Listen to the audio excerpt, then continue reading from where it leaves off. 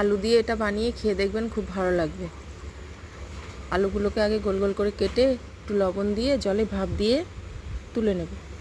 এবার একটা মোটা করে ব্যাটার তৈরি করব।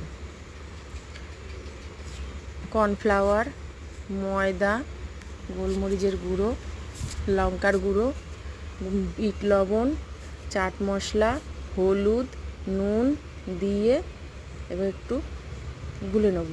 কিন্তু ব্যাটারটা যাতে একটু গাঢ় গাঢ় হয়, গাঢ় করে গুলতে হবে। এইবার আলুগুলোকে কাঠির মধ্যে ভালো করে সাজিয়ে নিয়ে তারপরে চামচ দিয়ে ভালো করে আলুর গায়ে ব্যাটারটাকে মাখিয়ে নিতে হবে। নিয়ে তেলটা গরম করতে হবে, করে গ্যাসটাকে কমিয়ে দিয়ে অল্প আঁচে লাল লাল করে ভাজতে হবে। লাল লাল করে ভেজে এবার তুলে নিয়ে সস দিয়ে খেতে পারেন, যার যেমন ইচ্ছা। ভালো লাগে খেতে, খুব ভালো হয়েছিল।